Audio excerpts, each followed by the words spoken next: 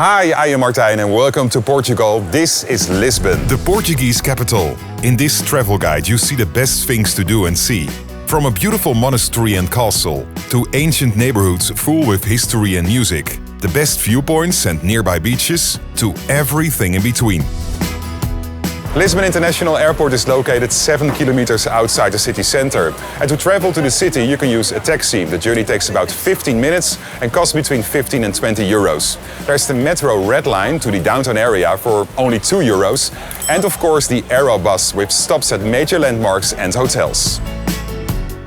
Let's kick off our Lisbon journey with a breathtaking monument from Portugal's golden age, the Jerónimos Monastery. Built in 1501, this UNESCO World Heritage Site was funded by the profits of the spice trade and discoveries of explorers like Vasco da Gama. The monks of the Order of Saint Jerome once prayed here for the safety of the sailors embarking on journeys to unknown worlds. The building is a masterpiece of menu-line architecture, a uniquely Portuguese style that blends Gothic, Moorish and maritime motifs. Inside lies the tomb of Vasco da Gama, the man who linked Europe to India by sea, forever changing global trade. Close to the monastery, standing guard over the Tagus River, is the Belém Tower. Built between 1515 and 1521, this was the first and last sight sailors would see before long trips across the Atlantic. Over the centuries it served also as a prison and a customs house. And keep in mind that the building is being restored right now and will be reopened in 2026. And until then, you see this. Just a few steps along the waterfront you will find a striking monument to the discoveries, shaped like the front of a ship. And this monument from the 20th century honors Portugal's great navigators. They are all carved in stone as leading the nation forward. It's not just a monument, but a reminder of how Portugal's tiny fleets reshaped the world. And you can also stand on top for a beautiful view. The beating heart of Old Lisbon is Alfama, a labyrinth of history. Alfama is a survivor. It's one of the few neighborhoods that withstood a devastating earthquake in 1755. Its streets are a mosaic of ceramic tiles, laundry lines, and small bars where fado singers put their soul into haunting melodies. Roman walls, Moorish influences, and medieval alleys blend seamlessly. Lisbon is a city of 7 hills with countless viewpoints, and one of them is Santa Luzia, also located in the Alfama district, with beautiful views from the rooftops all the way to the Tagus River. Perched above Alfama stands the São Jorge castle, a crown jewel of the city. This fortress has watched over Lisbon for more than 2,000 years, from Roman settlers to Moorish rulers and Portuguese kings. Explore its towers and ramparts, where peacocks roam freely, and imagine the sieges and battles fought here. The castle's vantage point offers one of Lisbon's most breathtaking panoramas. And always book your tickets in advance to skip the line. When you walk down from the castle, you will see the Lisbon Cathedral, also known as the Sé. Built in 1147, right after the Christian reconquest of Lisbon, this Romanesque masterpiece feels like a fortress of faith. Step inside to uncover treasures dating back to Roman times. Get ready to experience one of Europe's biggest squares, surrounded by a vibrant neighborhood full of life and charm. One of Lisbon's most classic experiences is a ride on Tram 28. These bright yellow trams have been rattling through Lisbon's hills for over a century. The route is like a moving postcard, passing through beautiful neighborhoods.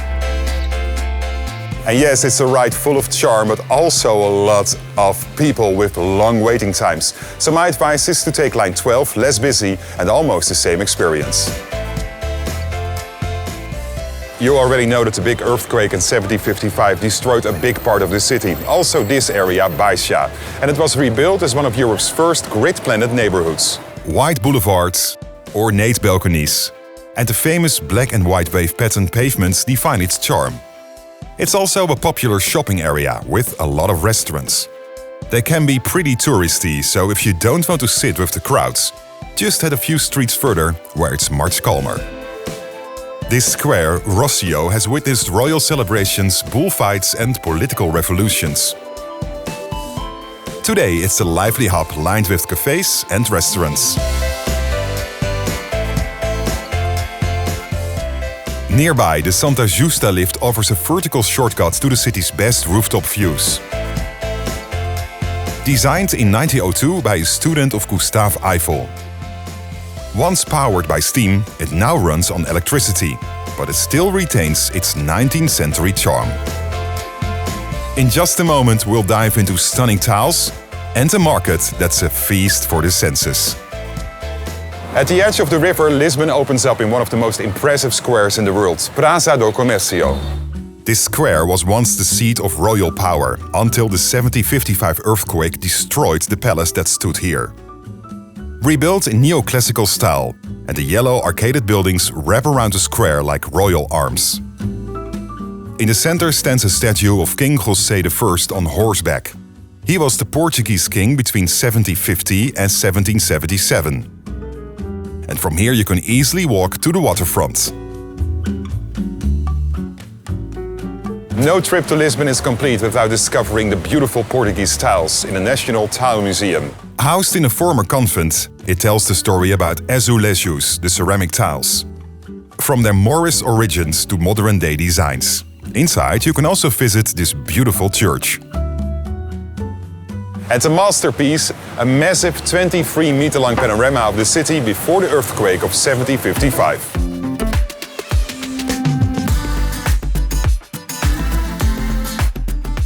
A unique place to eat or drink something is the Time Out Market, located in the 19th century Mercado de Ribeira. Since 2014, it has brought together the city's best chefs and traditional dishes under one roof. You'll discover a lineup of around 36 to 40 restaurants and kiosks, including creations by renowned chefs. The atmosphere is lively, especially in the afternoons and evenings, when locals gather for drinks and shared plates. For a taste of modern Lisbon, you have to visit Parque das Nações, the futuristic part of the city. Built for Expo 98, it's a riverside promenade lined with modern sculptures, cable cars, and the world-class Lisbon Oceanarium.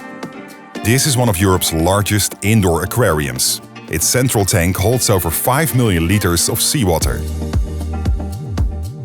The area is a favorite spot for families, cyclists, and anyone who loves a mix of art and nature by the water.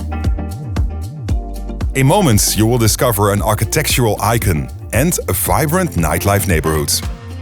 Stretching along the Tagus River, the 25th of April Bridge is one of the most iconic landmarks in Lisbon. Opened in 1966, and its red color and design can remind you of the Golden Gate Bridge in San Francisco. And that's not weird, it was built by the same American company.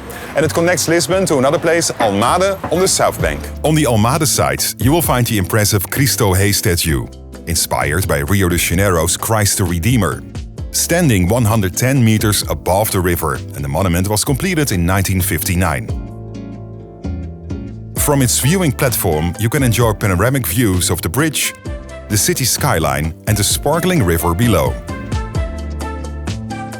My advice is to visit this place in the morning with the sun in your back to capture the best pictures of yourself and the city.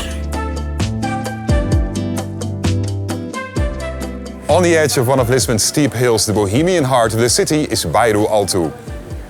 And this area dates back to the 16th century and is a mixture of old-world charm and modern energy. A neighborhood where narrow cobbled streets, colorful tiled buildings, and beautiful balconies set the scene. By day, it feels like a quiet, charming village, perfect for exploring quirky shops, cafes, and small art galleries. But when the sun sets, the neighborhood transforms into one of Lisbon's liveliest nightlife districts, with a maze of bars, restaurants, and clubs. Over here you will also find a great viewpoint, São Pedro de Alcântara.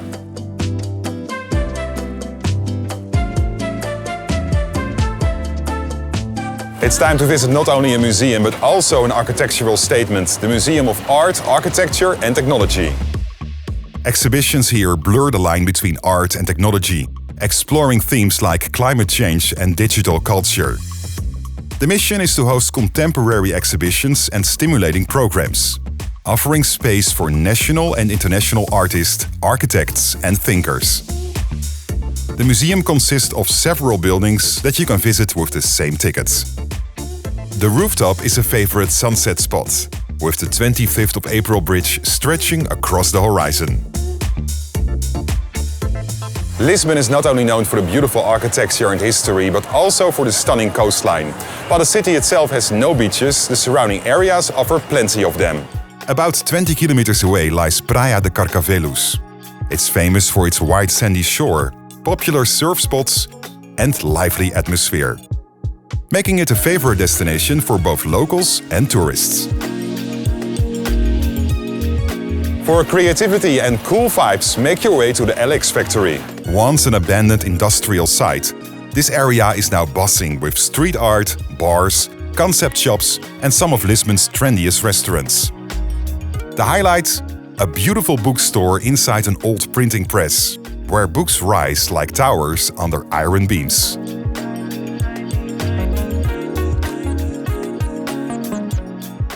If you're looking for a peaceful escape from the city buzz, then head to Park Eduardo VII. This is the city's largest central park, named after the King of England who visited Portugal in 1903, and this green space stretches over 25 hectares, offering wide lawns, perfectly trimmed hedges, and sweeping views all the way to the Tagus River.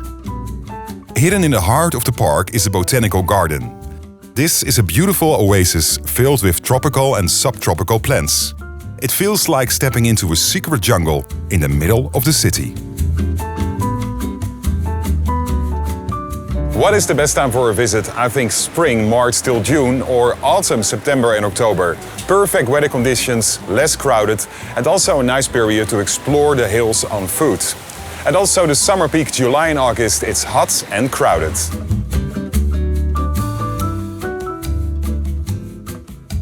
Please give a thumbs up, thank you so much when you like this Lisbon travel guide. And if you don't want to miss new episodes, just subscribe on my channel. It's totally free and it enriches your view on the whole world. Tot ziens, ciao, hasta luego.